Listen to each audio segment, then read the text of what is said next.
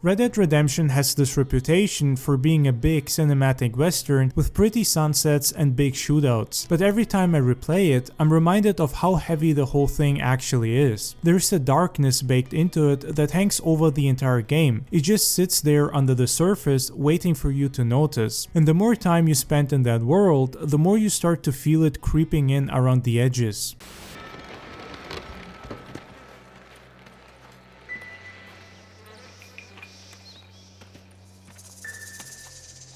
Holy sweet mother of mercy. They burnt the place down, killed the men, burning most of them alive, and raped the women. Women folk then got their throats slit. A lot of that comes from the way the game treats the West itself. It looks beautiful, but there's something lonely about it. The towns feel half abandoned, the people seem worn down, and even the open plains have this quiet emptiness that feels less like freedom and more like isolation. When you ride for long stretches with nothing but wind and dust around you, the world starts to feel tired, like it's reaching the end of something.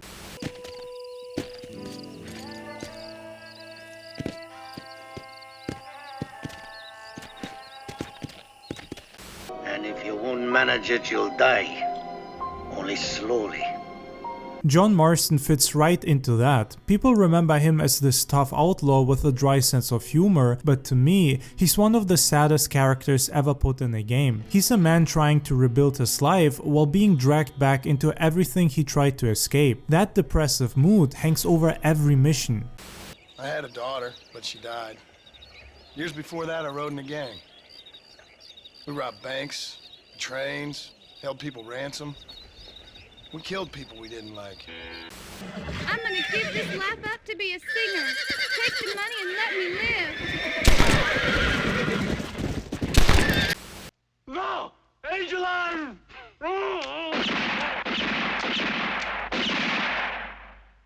There's this sense that he's running on borrowed time. He talks like someone who's already accepted how the story ends. He just hasn't reached that point yet. Even the missions that seem simple end up carrying some kind of weight. You help strangers who turn out to be desperate, sick, obsessive, or dangerous. You run into people who can't let go of the past, or people who've already been crushed by the world around them. The stranger side quests really bring out the darker side of the game, because they show you all the people who didn't get a chance at redemption. They're stuck in their own loops and you're just passing through. Then why would you remember me, friend? You've forgotten far more important people than me. It's dark and incredibly violent, and this silence and loneliness can even get creepy at times, such as the fact that the hills hide cannibals, and there's even a side mission where you find the remains of people that were eaten alive. She's gone. Who is? My wife. She's gone.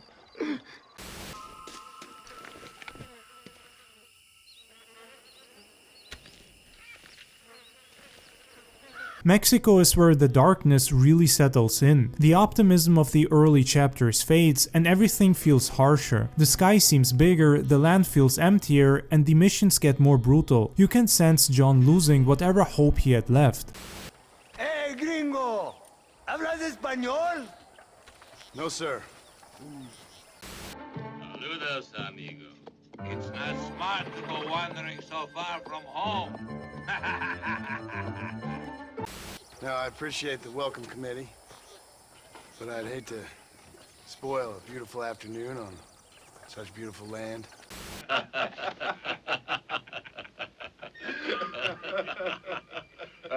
don't think it's nice, you laughing.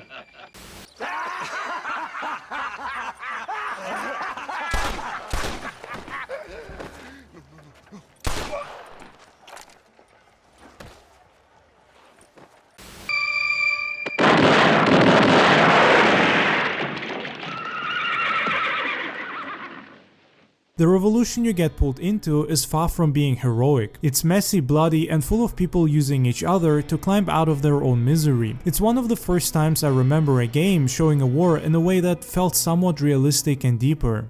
The whole place has been a hotbed for revolution since before the Spanish left. Now there's another local guy running around promising the peasants their freedom. Just like the last two or three.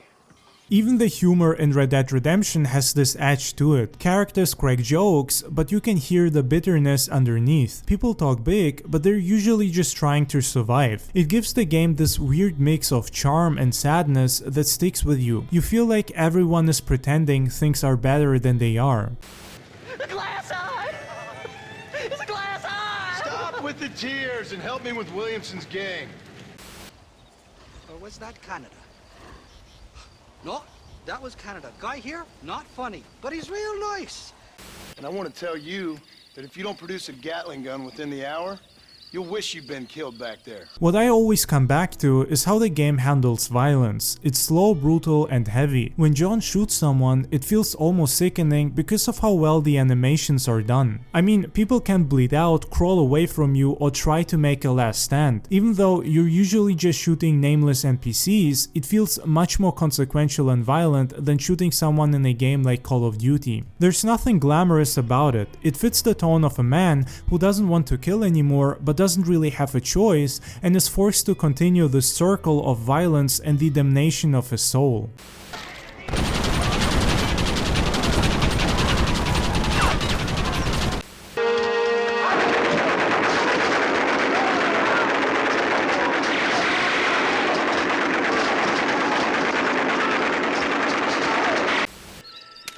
Intruder! Take him! You want more?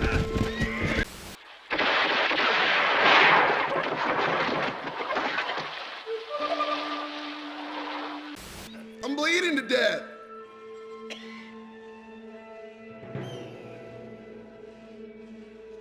And then of course there's the ending. I don't need to spell it out, but it's one of the darkest turns any game has taken. Not because it's shocking or cruel, but because it feels inevitable. You spent the whole story trying to give John a second chance, and you realize too late that the world was never going to let him have one. People don't forget. Nothing gets forgiven. Red Dead Redemption feels like a love letter to the Western genre and a farewell to the Old West at the same time. It captures that fading era with a kind of honesty and respect that's rare in games. I thought you were supposed to protect us, Marshal. You folk-eat men. You ain't nothing. You're just a man on a government payroll taking money that the rest of us have to pay for with our lives. Yeah. What is wrong with this country? There's no glamorizing or polishing it up. It feels rough and real, like a world heading towards its final chapter. It's a game that understands atmosphere better than almost anything else out there, and that's why it's so legendary. What also always strikes me is the silence. Modern games fill every second with noise, tutorials, voices calling out to you, but Red Dead lets you exist in quiet. You hear the creak of the saddle, the crackle of dry bushes as your horse passes through, or the distant call of some bird you never see. The wind rolls across the plains in this slow, warm way, almost like the world is breathing around you. There's something calming about it. You don't feel rushed.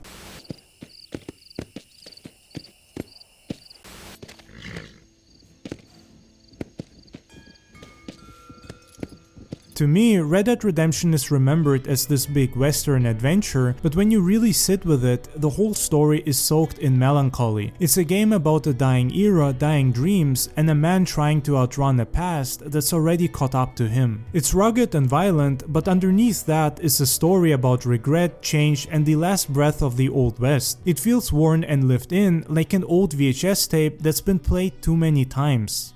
I'm here to capture or kill Bill Williamson. He is perhaps the most dangerous man who ever lived.